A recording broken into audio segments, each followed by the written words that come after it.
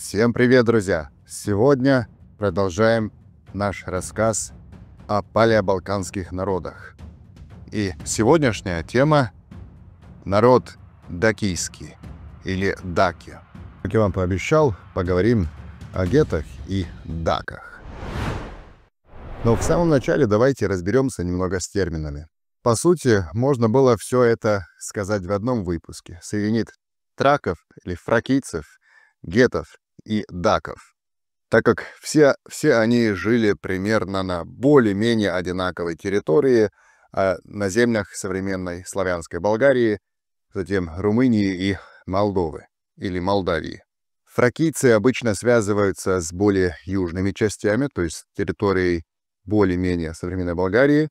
Геты жили где-то около Дуная, на левом берегу Дуная поконкретнее, а даки на территории современной Трансильвании, на Карпатах, и вот заполняли этот простор между Дунаем и Днестром с одной стороны, и с другой стороны между Черным морем, но и населяли ту территорию, которая сейчас известна как Трансильвания. Так вот, в чем путаница. В выпусках о фракийцах я сказал, что они зафиксированы в исторических источниках уже с 9 века до Рождества Христова, и потом в VI веке, точнее не в VI, а в VI, V, IV веке до Рождества Христова. О них известно больше информации, в основном благодаря Геродоту. А, кстати, Геродот также является автором, который впервые упоминает гетов, и уже он их идентифицирует как фракийское племя. Конкретно он о них говорит, что они самые храбрые, самые смелые из всех фракийских племен. Но в то же время он отмечает, что существуют и некоторые разницы между фракийцами в узком смысле этого слова и между гетами. Обычаи чем-то отличаются. Что касается их религии гетов конкретно, у нее тоже описывает как немножко разную. Описывает, что геты верили в такое божество, в такого кумира Заламоксиса, о котором народ той местности верил, что он воскрещает каждый год. И также Геродот отмечает, что геты верили в бессмертие. И третья составляющая — даки у нас. Даки в исторических источниках появляются относительно поздно, где-то со II века до Рождества Христова по II век после Рождества Христова. Естественно, греческие и римские историки в своей традиции тогдашней часто используют более древние имена для описывания событий, описывания разных народов. Так что там есть какая-то такая путаница. Что имею в виду? Имею в виду, что вот, например, Иордан, но он не совсем то, что он греческий или римский историк, он просто писал на латыни, а так он был готом или скиром.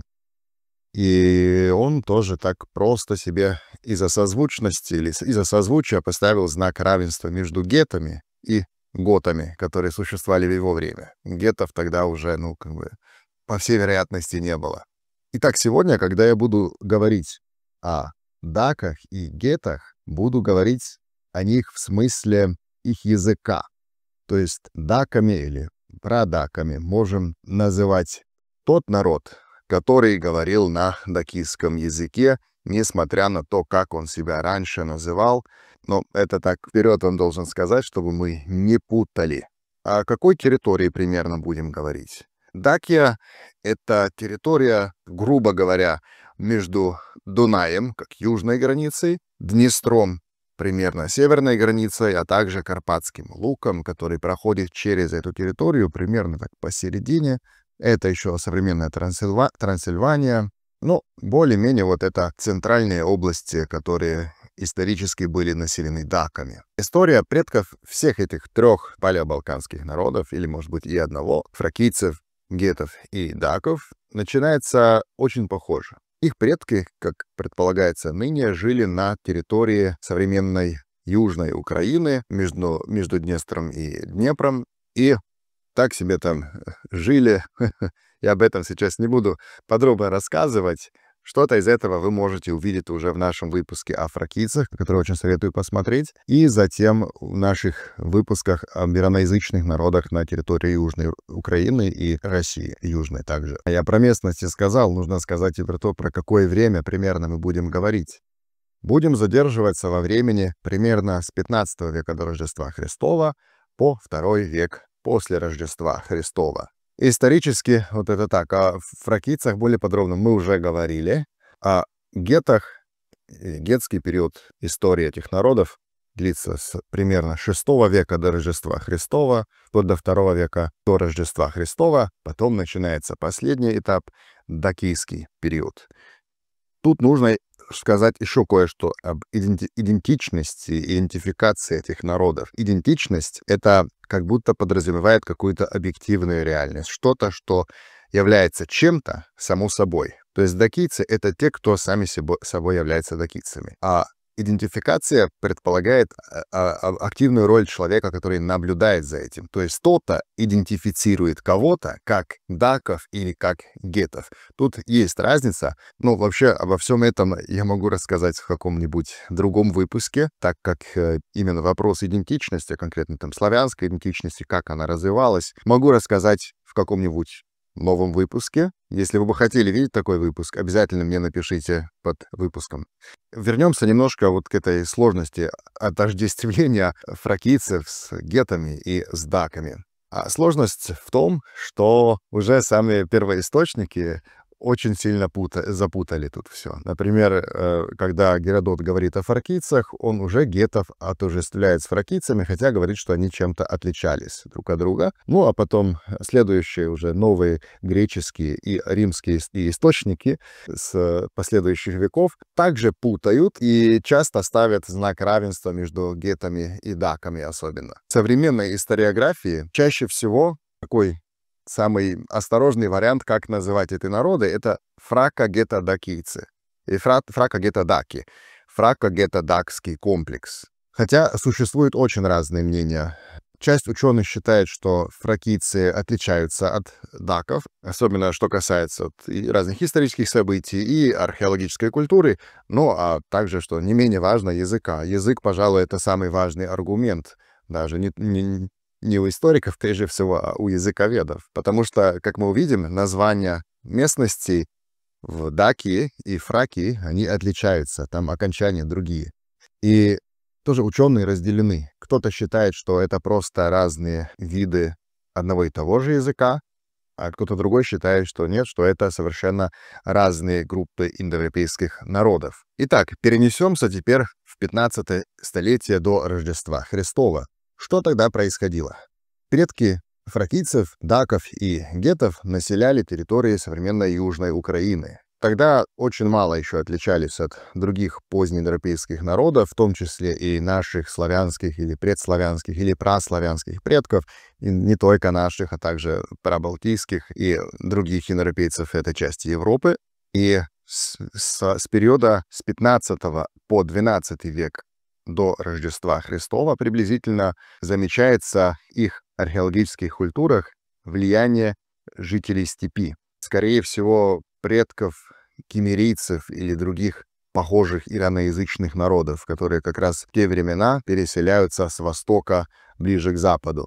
И по этому пути, конечно, пройдутся потом еще и сарматы, и аланы, и гуны, венгры, болгары, те прото-болгари, которые еще не были славянами, печенеги, половцы и другие. Это такая, так сказать, такая трасса народов, по которым все идут в направлении к Римской империи. Более подробно я рассказывал об этом в выпусках о фракийцах и о скифах, сарматах и киммерийцах. Вероятно, под давлением кочевников из степи народ постепенно начал переселяться, и так столетиями переселялся, когда окончательно потом перешел реку Днестр, и предки фракийцев, даков и гетов окончательно населились на большой территории от примерно Эгейского моря, то есть греки были на юге соседями, до Днестра, до Карпат, где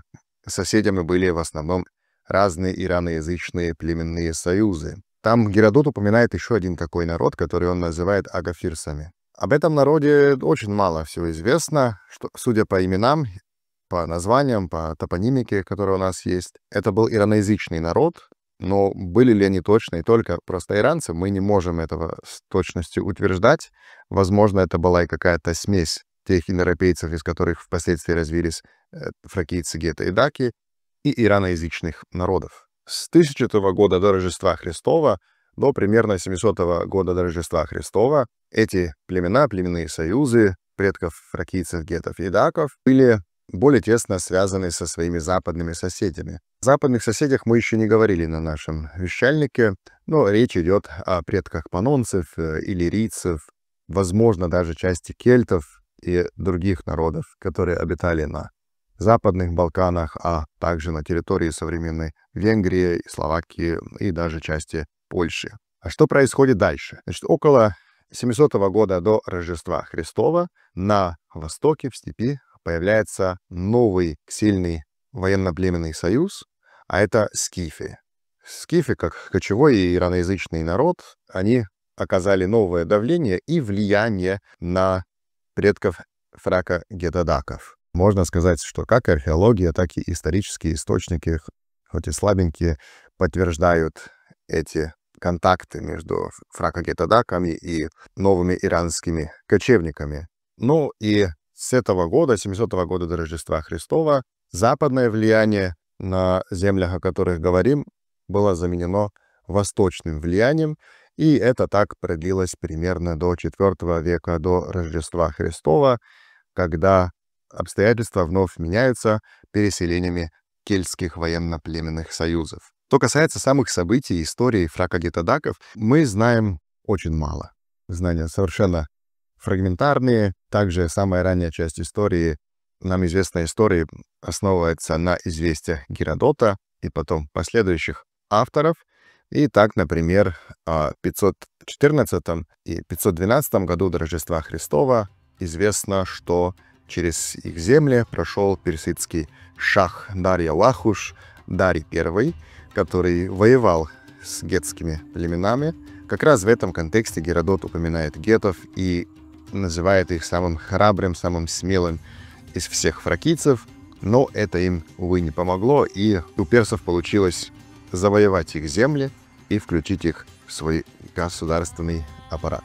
Но продлилось это недолго, только они остались подвластными персидским шахом Дарья-Лахушу I и его наследнику Шаярше, Ксерксесу, а потом уже освободились от этого, хотя следы персидского влияния на землях на территории Дакии продолжали существовать. Следующие драматичные события, которые произошли на этих землях, было вторжение кельтских народов, таких как, например, боев. И это то, о чем я забыл сказать в выпуске о фракийцах. Конечно, кельтские миграции, они коснулись как северных племен, то есть предков даков, также гетов, они прикоснулись также и фракийцев, да, в конце концов, и греков. Военные дружины кельтов очень долго не давали покоя народам, которые на этой территории жили раньше. Это также повлияло на демографию народов на этой земле. И все они внесли свой вклад,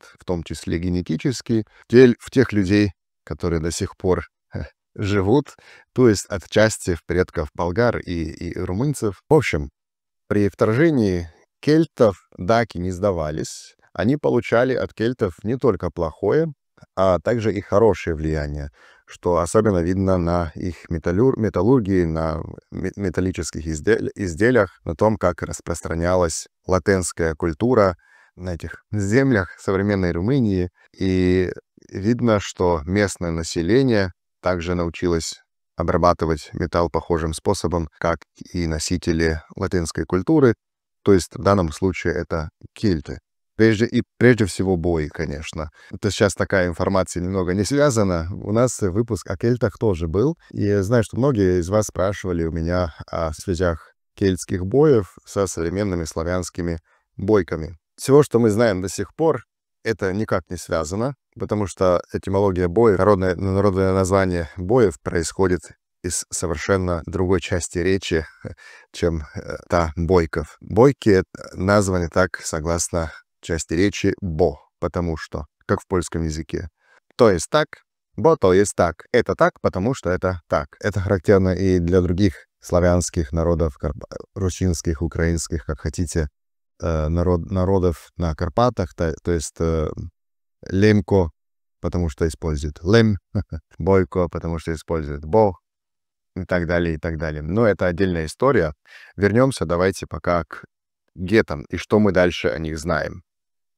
Известно, что геты как-то приходили в контакты с разными греческими колониями. С ними были как в хороших, так и в плохих отношениях, как это бывает. Но в том числе они были как-то связаны с античной Македонией, с древними македонцами. Конечно, не современными славянскими македонцами, а древними македонцами. Они уже исторически соприкасались и с известными событиями с времен Филиппа II Македонского и Александра Великого, Александра Македонского. Например, в 335 году Александр Македонский или Александрус Мегас напал на этих гетов возле нижнего течения Дуная и подчинил их себе. Но они были под этим греческим влиянием совершенно недолго. Уже до около 300 года до Рождества Христова у них стали появляться первые такие государственные или протогосударственные образования, которые нам известны из исторических источников. Если что-то было раньше, ну, мы можем просто догадываться, но уже на переходе с 4 в 3 век до Рождества Христова у них начинают образоваться сильные центра мочи. Мочи, ой, не знаю, как сказать, центра силы, короче. На протяжении 3 века до Рождества Христова отношения с кельтами ухудшаются со своими западными соседями, то есть они начинают приходить все больше и больше вглубь гетской территории. Сначала влияния были на уровне культуры и на уровне рынка, но и потом на территории того, что сегодня Трансильвания, появилось еще более сильное кельтское влияние, но многое из этого можно просто объяснить тем, что местные даки копировали некоторые обычаи и способы обработки металла от своих кельтских соседей. Кельтское влияние остается сильным все до примерно 150 года до Рождества Христова, а после этого потихоньку теряется их производство даже на этой территории. Даки с ними воевали, причем достаточно успешно. У них получилось изгнать как-то противника, политического противника из территории современной Трансильвании. От кельтов там задержались такие племенные союзы, как Котини, например, на территории Словакии. Я вам хотел показать, вот у меня была такая монета кельтская, но я никак ее не могу найти. Я ее купил на Спише в Словакии. Там продавали вот такие копии монетки с конем, как раз принадлежащие этим Котинам. И за одну эту монетку можно было в те времена купить корову. И теперь приходим к самим дакам. Это значит у нас 2 век до Рождества Христова. На этой территории римские и греческие авторы в то время отмечают народ по названию даки, дакай, дагай, дакус, даус или даой, даой. Согласно Страбону, например, их самоназвание было даой. То есть даой, или там могло быть такое точнее дауой. Что касается происхождения или этимологии этого названия, оно неизвестное. Было вынесено несколько предположений, а именно, что их название происходит из праиндоевропейского корня дхак или дха, то есть того же самого, который находится в славянском слове дати, то есть дать, или по-литовски доти, или по-латински даре, давать. То есть тут видим эту индоевропейскую общность. Согласно другим, это из какого-то дакийского слова дака, что значит то же самое, как нож или меч. Еще одно предположение, которое имело место особенно в компаративной религиологии в связи с этим, Мирча Илиаде вынес такое предположение, что они связаны с существительным «даос», которое обозначает волков. Ну, на самом деле это обозначение это не придумал Мирча Илиады, оно зафиксировано еще в те времена. Так, например, Гесихий Александрийский говорит, что по-фригийски даос — это название волка. Кстати, к фригийцам, не к фригам мы еще вернемся, потому что их тоже некоторые связали с фракийцем, поэтому, думаю, наверное, скоро придется сделать выпуски о них. О них мы знаем намного больше, чем о фракийцах, даках и гетах, так что должно быть весело. Название гетов тоже не совсем понятно, но согласно одному из предположений, их самоназвание происходит из старого незасвидетельствованного корня «гет», который по значению значит что-то похожее как «говорить». То есть геты — те, кто говорят на одном языке, как предполагалось, как и известная этимология самоназвания славян. То есть одна из них, то есть славяне, те, кто говорит на одном слове. И даже не поверите, венгры, то есть мадяры, тоже знают такую этимологию про себя. То есть мадяр — тот, кто говорит на одном и том же языке. То есть это такая мотивация, которая, возможно, была присуща многим народам. Вернемся теперь к этим нашим дакам. О них мы знаем прежде всего из археологии и из римских источников. То они о них пишут, потому что римляне были в прямом контакте с даками и воевали против них, и успешно их подчинили себе. То, что мы знаем о дакском обществе, оно делилось как минимум на два слоя. На знать, которая называлась тарабостес, тарабосты, и на обычный народ комати. Они отличались, например, тем, что только тарабосты имели право носить такой головной убор, такую кепку, которая была очень похожая на бригийскую или фригийскую кепку. У нижних слоев не было такого права. Что касается рода их деятельности, что-то знаем и об этом. Знаем, что занимались земледелием, то разводили пчел, растили виноград. Потом также производили керамику, обрабатывали металл, как и другие народы того времени и той местности, а также занимались скотоводством. Сама Трансильвания и вообще все фрако-гетодокийские земли славятся тем, что они были очень богатые металлом, особенно золотом. Там находились очень большие рудники. Вы меня исправьте, если это не так по-русски. Но, в общем, там, где добывали золото. И, конечно, это одна из главных причин, почему они были интересны Римской империи.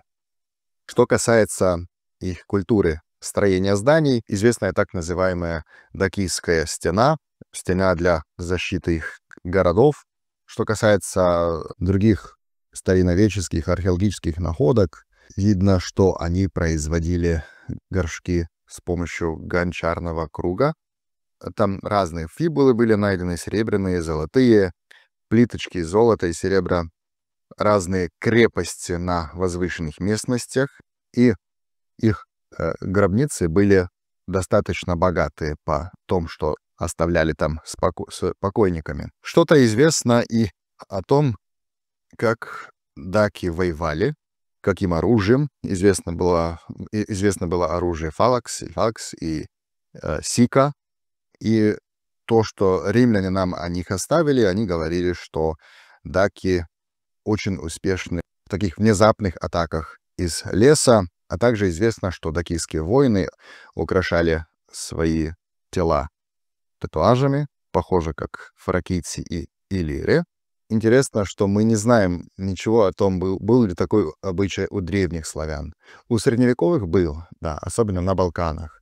Но был ли у древних, к сожалению, я не знаю, узнаем мы это когда-либо или нет, так как наши предки сжигали своих предков, и, если кто-то так случайно где-то не сохранилось, сначала телесные останки, а потом еще сколько удачи нужно, чтобы там сохранилась еще татуажа какая-то, мало вероятности, что мы что-либо такое найдем.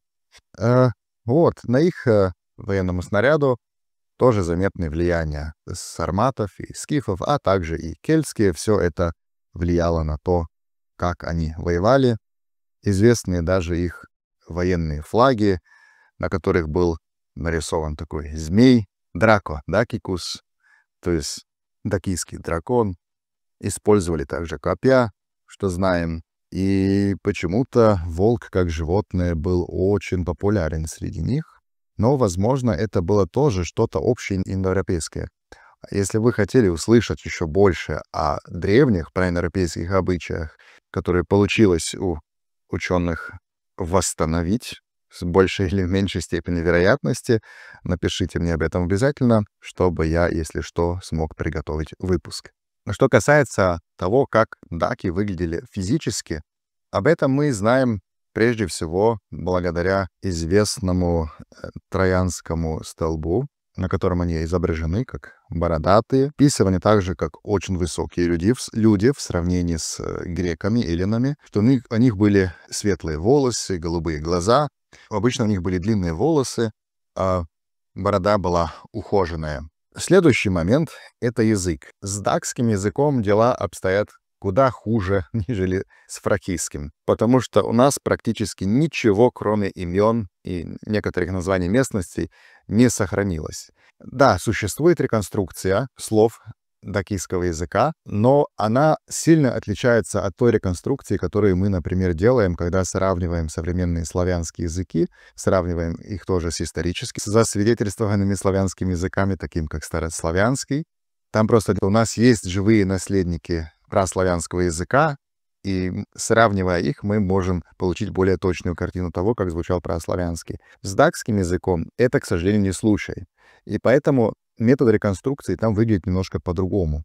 Языковеды, которые этим занимаются, они исследуют те слова в румынском, в болгарском языке и в албанском языке, которые у всех них общие, где есть определенная регулярность. И на основе их потом реконструируют предполагаемые дакские слова, или дакийские слова, или предполагаемые фрако-гето-дакийские слова. Поэтому эта реконструкция, она гораздо более сомнительная, чем реконструкция, например, праславянского языка. Их язык просто-запросто исчез, потому что эта территория современной Румынии и Молдавии, это была территория, где за очень краткое время изменилась куча народов. Так уже в эти доисторические времена там были разные иранские народы, кельтские народы, кроме, конечно, даков. Потом были там разные германские народы, как, например, гепиды, у которых было королевство как раз на этой территории. Потом гуны, потом булгари, те, которые еще не были славянами.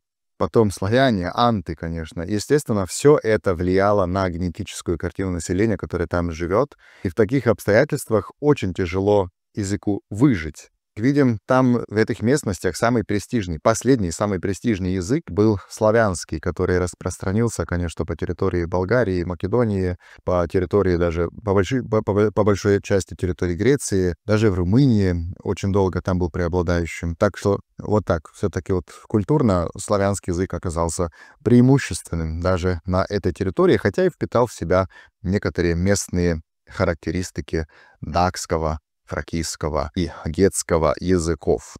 Я вам тоже тут покажу сейчас список слов, дакийские слова, которые удалось у языковедов реконструировать.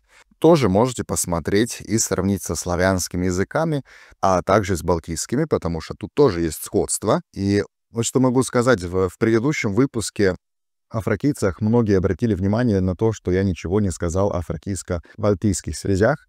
Да, они есть однозначно, ну так кажется, по крайней мере. Но проблема тут в том, что когда мы уходим вглубь истории европейских языков, особенно вот на этом просторе, то есть и славянский, по сути, на тот самый ранний период балтийского, очень сильно похож. Очень сильно, там разниц мало.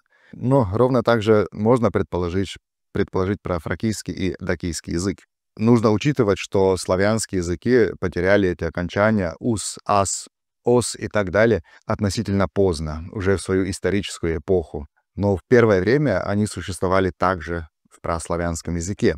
Итак, посмотрим на список дакских слов. В этом списке я вслух упомяну только те, которые показывают какие-то сходства со славянскими языками, а другие, можете нажать на паузу и просто сами прочитать. Так вот, у нас есть слово «акмон». По-литовски «акмо», по-славянски «камень». Тут у славян произошла такая перемена, такая метатеза нерегулярная. Из «акмон» в «камы», «камене», «камы-камене», «камень». То есть «акмон» на дакийском, «акмо» на литовском. Литовцы, пожалуйста, исправьте мое произношение, если нас смотрите. Ну и «камы» на праславянском, или камунс, каму. Потом слово балас в значении белый. Потом берза, которое по форме совершенно совпадает праславянскому слову для березы, то есть берза также звучало. Потом слово даба можно сравнить с славянским добро, добро. Потом дразда. Это слово обозначает птицу. Дразда, а праславянски звучало точно так же. Дразда, то есть дрозд, дрозд. Потом у нас есть слово луг. Луг, как существовало там и слово луг, которое обозначало болотистую какую-то местность, а это совпадает со славянским словом луг, которое тоже в некоторых славянских языках сохранило значение болотистого леса. Потом есть мусас. Мусас. Литовцы, наверное, тут что-то услышат, а славяне не сразу, потому что у нас тут произошла такая перемена, когда «с» перешло в «х». То есть мусас в мухас, в муху, в мох. Мох. Думаю, все знаем, что такое мох. Очень похожая перемена произошла в слове «саусас». Тоже в литовском есть «саусас». В позднем праславянском это перешло в слово «сух». Сухой, то есть. Потом у нас есть слово «касла», по-славянски «кашель». Потом слово «кеса», которое точно один в один совпадает с праславянским словом «кеса». И если из вас кто-то языковед, то в этом слове будет видеть слово «час». Час. «Кеса», «час». Ну, а из литовских тут, конечно, интересное слово «дойна», которое существует в румынском языке. «Дайна» сравнить с литовским «дайна» — песня. Ну, и тут есть еще одно местоимение «кур». Тоже очень похоже на то, что мы имеем в литовском языке «кур», только по значению, как получается, немножко отличается. То есть это тут местоимение «когда». Так как в той песне литовском, это мы нас учили на уроках литовского когда-то давным-давно, как там было «Кур бега шишупе, кур немунас тека, те мусу тевинен, гражи Литва» и так далее. Похоже чем-то очень на славянский перевод этого «Кир бежи шишупе, кир немунас тече». Видно, что и литовский, и славянские языки похожи. Ну ладно, мы продолжаем. И тут еще одно такое слово только есть, а это слово «стайк», точнее корень «стай», который очень сильно по фонемам напоминает праславянское слово «стидза» или «стига», «стеза». «Стеза» так по-русски, «стаза» по-хорватски, «стеза» по-славянски. Ну вот, и это примерно все. А в конце можете посмотреть еще на список так называемых дако-фракийских или фрака-гета-дакийских названий личных имен или названий разных племен. Некоторые из них мы тут упоминали. Еще те, кого мы не упомянули, но они достаточно часто появляются в исторических источниках. Это низийцы или мезийцы, которые имеют также свой аналог в Анатолии, то есть на территории современной Турции. А также тут есть трибали, ионцы и другие, которые, возможно, были фракийские или отчасти фракийские, гетские, дакийские. Известны с времен IV века до Рождества Христова, до II века Рождества Христова известны и имена правителей на территории Дакии, местные правители. Тут тоже видим по названиям, можно их сравнить со славянскими и с другими европейскими именами и увидеть, что особо много общего тут со славянским образованием имен нет. Точнее, нет корней, нет общих корней. Отелас или Гудила, IV век до Рождества Христова, потом Дуал, Ремаскос, Москон, Дромихайтес, Заламудегикус, Рубобостес, Оролес, Дикомес, Ролес, Буребиста — это один из известнейших правителей дакийцев, человек, у которого получилось объединить большинство из дакийских или гетских племен и у которого получилось образовать большое дакийское государство. Много о нем я тут не буду говорить, так как это уже конкретная история дакийцев, а смысл наших выпусков — показать какие-то общие черты и возможные сравнения со славянами. Но Буребиста в исторических источниках зафиксирован как тот, который уже воевал, точнее, участвовал в разных спорах в связи с Римской империей. То есть также был одним из участников спора между Гнеем Помпеем и Юлиусом Кайсаром и Юлием Цезарем, где стал на сторону Гнея Помпея, за что Юлиус Кайсар уже планировал ему отомстить. Его жизнь закончилась его убийством со стороны его же знати. После него правителем стал какой-то Зураксис, затем Котисо, Комосикус, Скорило, Дурас, и последний, и, пожалуй, самый такой известный и великий правитель Даки Декебалус, или, как сейчас говорят румынцы, Дечебалу, который участвовал в войне против римлян, и как раз в его времена известный римский император Траян завоевал эту территорию и подчинил себе большинство дакийцев.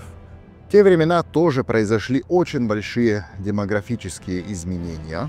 А именно это нужно было бы посмотреть. У меня была книга эта с информацией.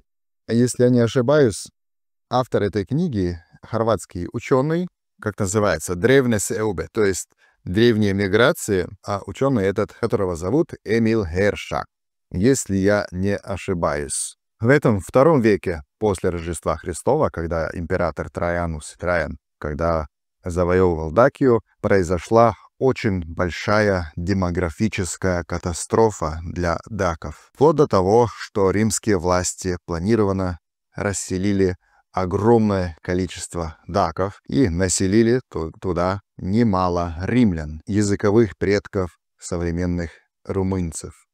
Еще одно вторжение я забыл упомянуть.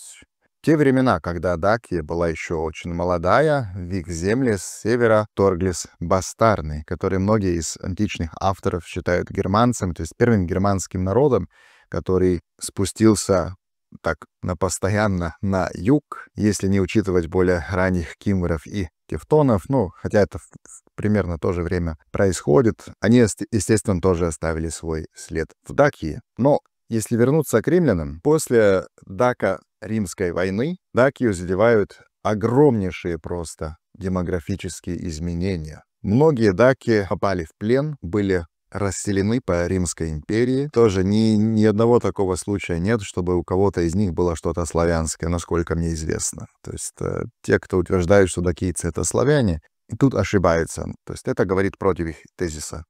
А остальные даки стали переселяться в более северные части, то есть к Карпатам и больше на территорию современной Восточной Словакии, потом части юго-западной Украины и также Молдавии, где образовали так называемую свободную Дакию. Они, конечно, до конца не сдавались Риму. У Рима не получилось их победить и подчинить себе. Они часто потом в продолжении вступали в союзы с сарматами и другими народами этого региона и спускались в Римскую империю мстить. В конце, что еще можно сказать? Известны еще названия некоторых племенных союзов, которые существовали более-менее на Карпатах. Одно из таких образований — это так называемые Костобоки, которые населяли территорию между Карпатами и рекой Днестр. Среди свободных даков известных еще несколько имен правителей, например, Пьепорус, затем Тарбус, Регальянус и Фиамаркус, или Пьепор, Тарбу, Регальян и Тамаск. Это племя Костобоков, оно населяло просторы между Карпатами и Днестром, и оно также участвовало в II веке в так называемых маркоманских войнах. То есть в войнах многих языческих народов против Рима. Некоторые исследователи видели в этих костобоках славян, хотя это, в принципе, без каких-то веских оснований, потому что имена там не славянского происхождения.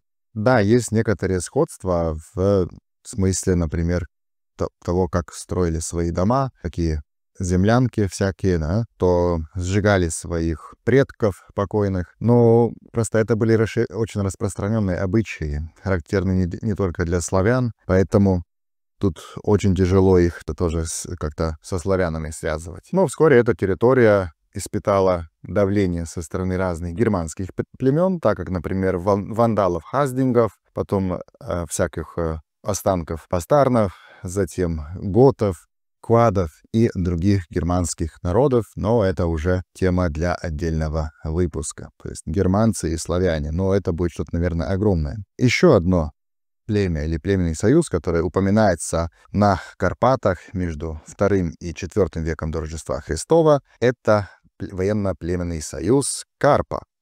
Карпов, у кого название однокоренное с названием Карпатов, то есть Карпи, эти жители Карпат, они жили возле реки Днестр, и их также некоторые ученые считают славянами, но тоже без особых оснований. Карпи, между прочим, также известны тем, что воевали против римлян вместе со сарматами, германцами и другими народами.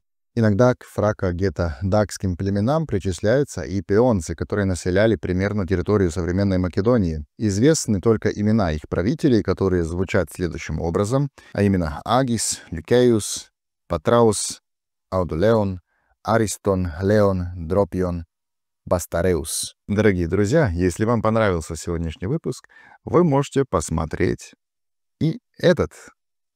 Всем спасибо за внимание. Увидимся в следующий раз. Пока-пока.